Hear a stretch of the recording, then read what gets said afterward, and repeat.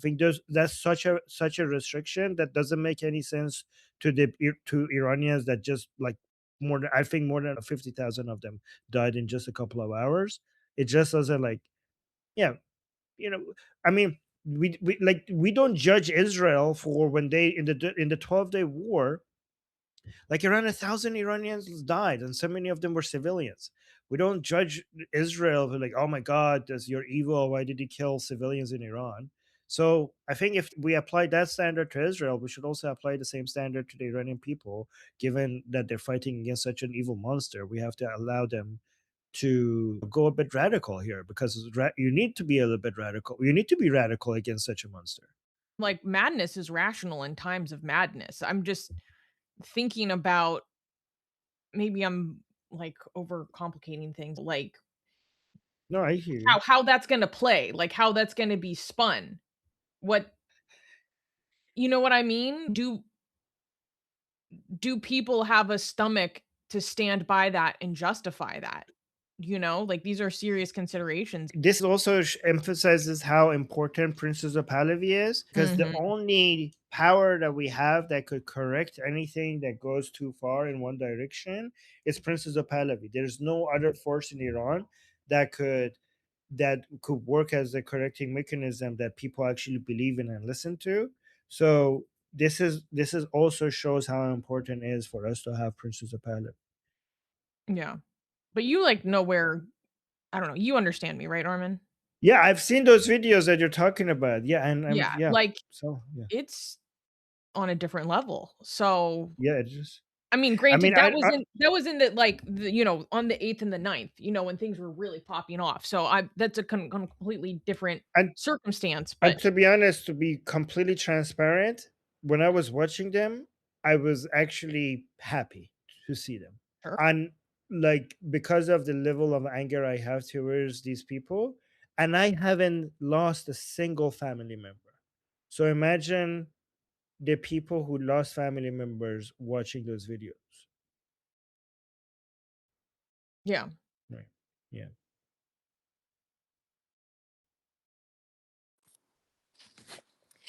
Okay. Next, we have Shauna. Can you guys hear me? Yes. Okay, perfect.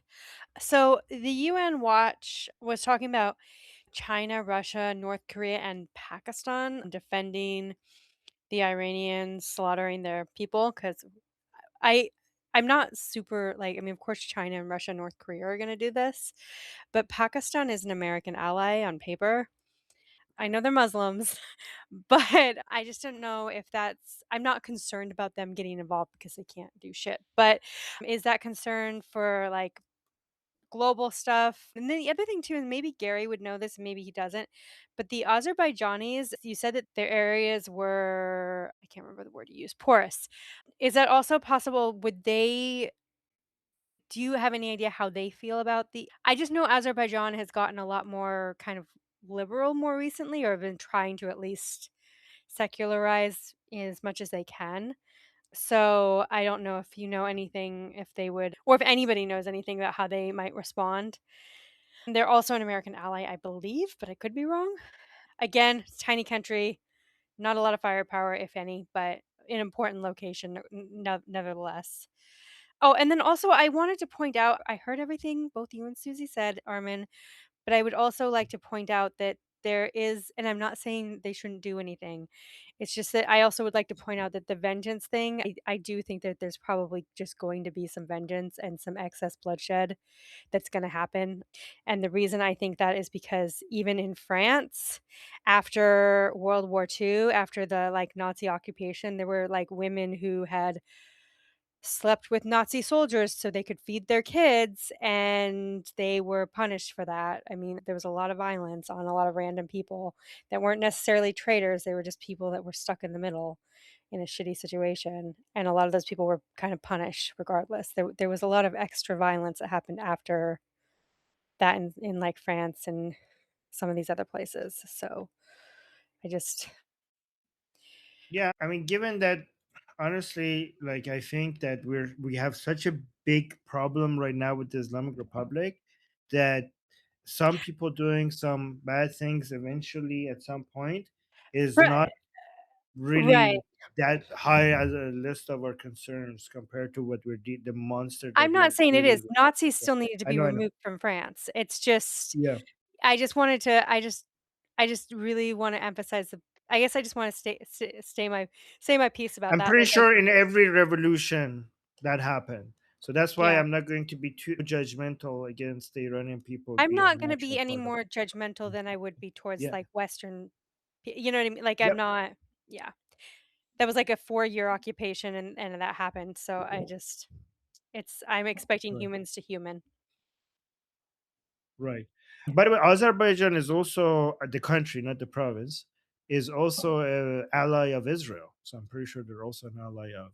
It's a it's the only Shia Muslim country that is an ally of Israel, a big ally of They Israel. they also are the first Muslim country to invite Mormon missionaries in.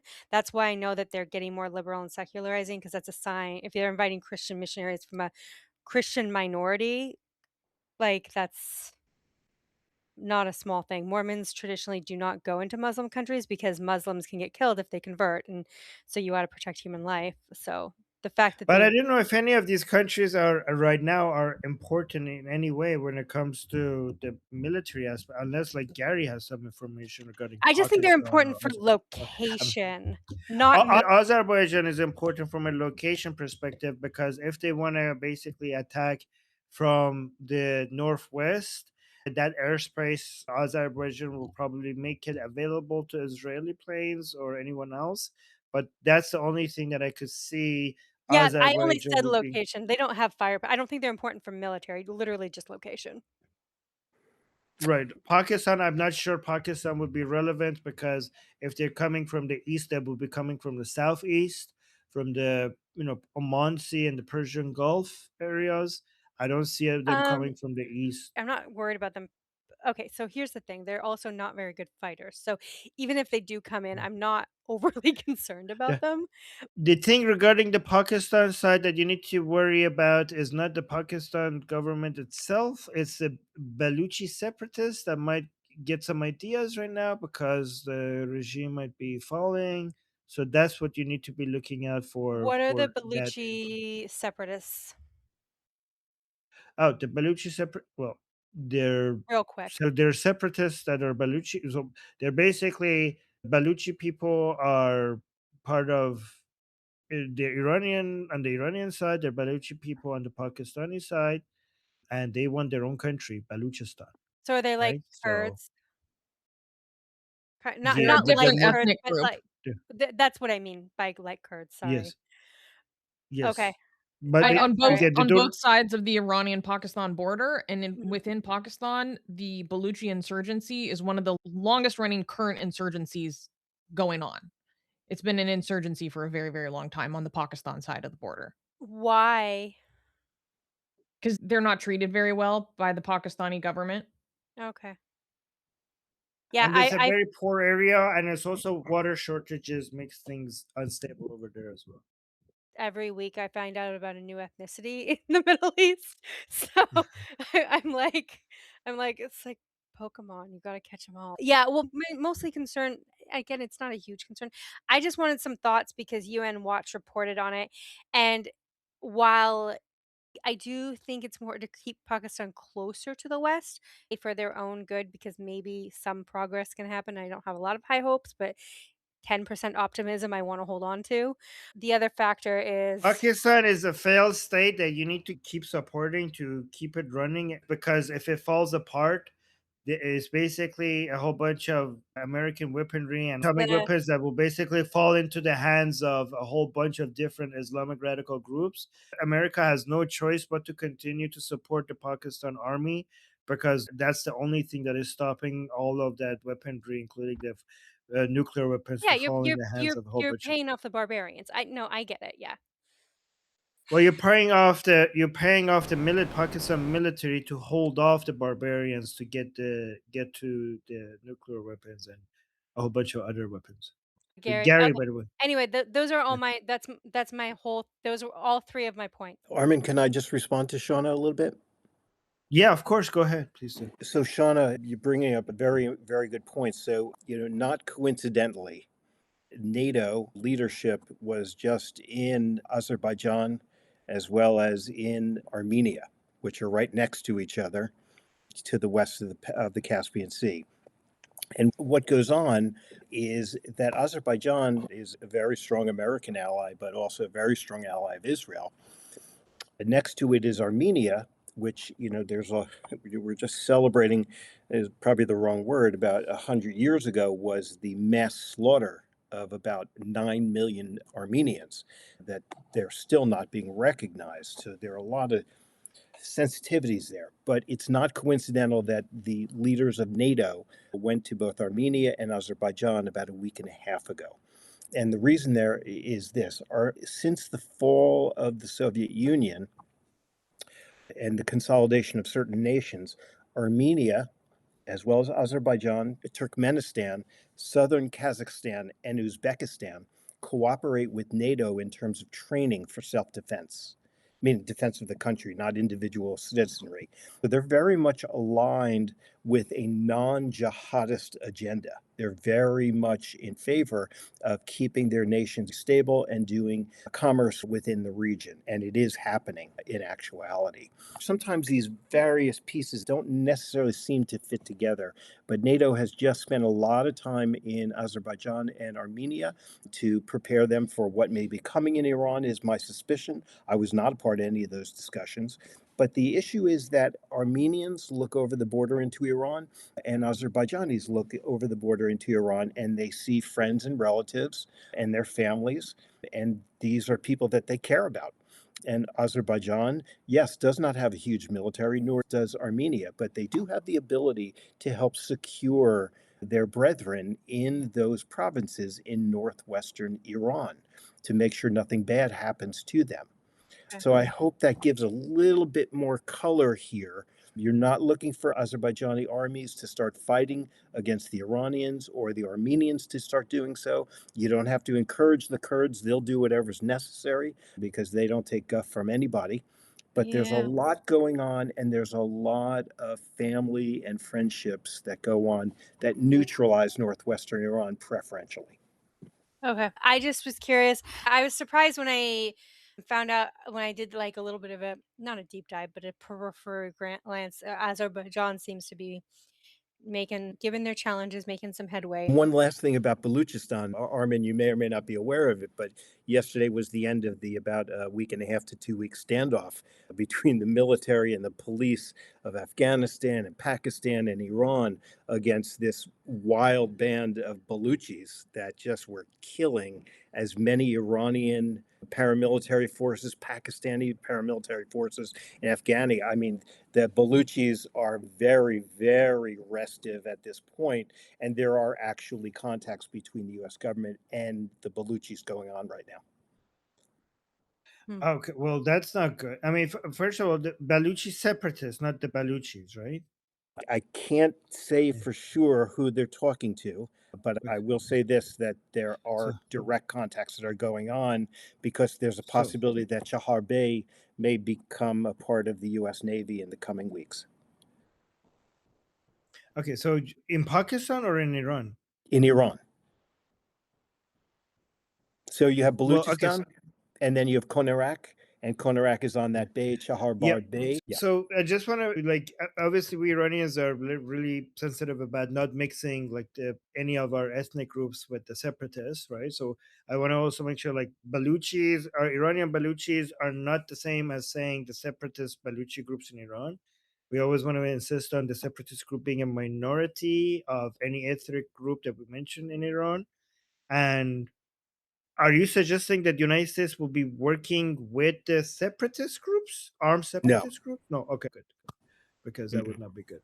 No. Okay, that's Briefly, all right. before we move on, Cat Lady has something to add to this. Uh-oh. Actually, I heard some rumors. I agree that it's worrying. I hope it's wrong that the U.S. is in contact with Azaris, Kurds, and Baluchis. I'm not sure. Maybe it's just rumors. It is worrying.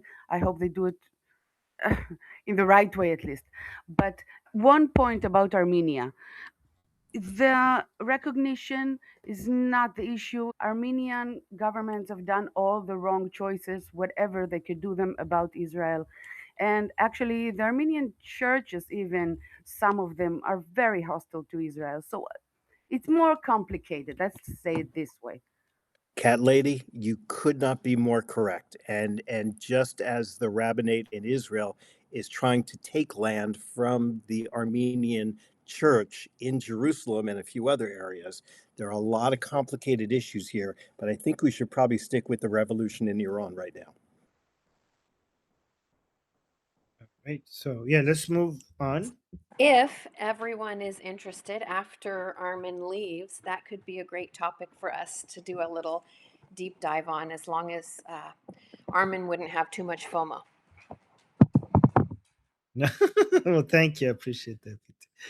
Okay, Okay. so we have a question in the chat. Armin, you have spent probably the most time here looking at the IPP. Does it talk about the security and border situation starting day one?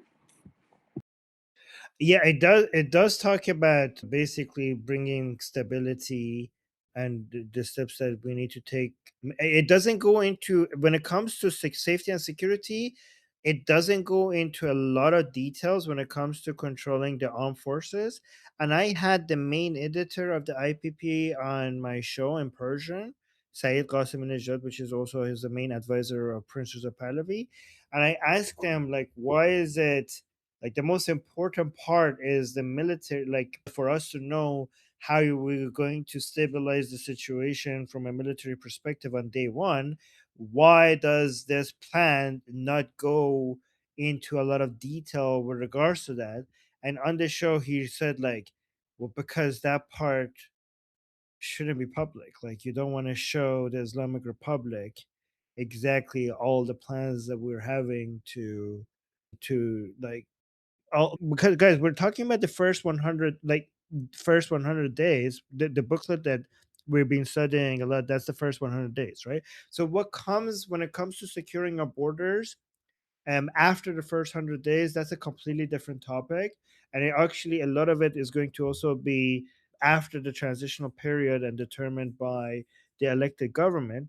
But obviously the first 100 days, what they're going to do to try to secure the country from a military perspective, those plans cannot be shared publicly because a lot of it involves the already communications that Princess Pahlavi's team is having with people from the Artesh or other people from inside Iran. So that is the part that they cannot discuss yet. But I haven't studied the other parts of the IPP with regards to their border security, especially on the eastern borders. But I do know for a fact that that is the most important area when it comes to border security, because a lot of, when we're talking about border integrity of Iran, what threatens Iran from the eastern borders is a lot more significant than our western borders, because our east, we are basically the countries on our eastern borders, they're kind of semi failed states. So we can't really rely on them as allies to basically hold their borders. Like, at least on the western borders there's some sort of government that also wants to have some border security. On the east, we're dealing with Pakistan and Afghanistan. They have no control over their borders, right? So it's completely chaotic. It's also a lot more poor. It's also water shortage situation is a lot worse on the eastern borders. The Islamic Republic has spent all of its military budget focusing on destroying Israel, spending all of that money on ballistic missiles. Ballistic missiles are not going to do anything on border security. All of the enrichment uranium, all of the ballistic missiles and cruise missiles, they're useless when it comes to border security. We need to be reinvesting in a army that is mainly focused on securing our eastern borders, which means that is not going to be the same military assets designed to bomb Tel Aviv. So we need to be investing in a lot of assets from scratch. That's going to take a long time to secure those borders. We might be needing some help, by the way, I think, in that regards. I think, like, if I was the, like if I could add something to the transitional plan, I would be asking Americans to come into Iran and have some American bases for just a short while before we get everything in order. Like I know a lot of Iranians would get, don't want that, but I honestly think that's necessary. You guys need Like like go. a wall between you and Pakistan and Afghanistan. Did you make that suggestion to the author of the plan? Did you speak to him at all about that? Yeah, I mean, yeah, we have been talking about that in many of our shows. I mean, not on the show, because them saying yes or no to it will not look good, right? If they say yes, they're like, you want American boots on the ground. If you say no, like, oh, so you're anti-American as the rest of them. Like, so it's better not to ask that question from the Pahlavi's team on the show. But Gary has some opinions on this. Yes, yeah. Yeah, I think you're going to get your wish because the uranium mines in Baluchistan and in southern Khorasan provinces are going to be guarded by US CentCom Yeah. for as long as they need to be decommissioned. Hmm. Are you sure about that? Yes. Okay. Okay. Well, I mean, I hope so. I don't know how that's going to be perceived. I don't know how Americans will tolerate that. Like, do you think American voters would tolerate American? Like, oh my God, you said no boots on the ground, and this is boots on the ground. So the good news is that there's that place in New York on the East River. It's got a blue emblem. It's called the United Nations. You've heard of them? Yeah. So the International Atomic Energy Agency will be the guys that really will control those sites. And that will make it more palatable, but the firepower will be American to make sure no looters come in. Yeah, That's what happened. again, That's what happened in how is Iraq. how is America going to sell this to American voters and taxpayers? Oh, in terms of decommissioning all the Iranian nuclear sites, that won't be a tough sell in the United States. No, regarding having American soldiers there. If they're there to decommission the nuclear sites, that's all the cover that Americans would need. Americans don't want any Iranian nuclear weapons or nuclear payloads being deliverable. Full stop. It's one of the few things Democrats and Republicans agree on. So regarding the IPP and border security, let me give you the few things that they have mentioned about border security.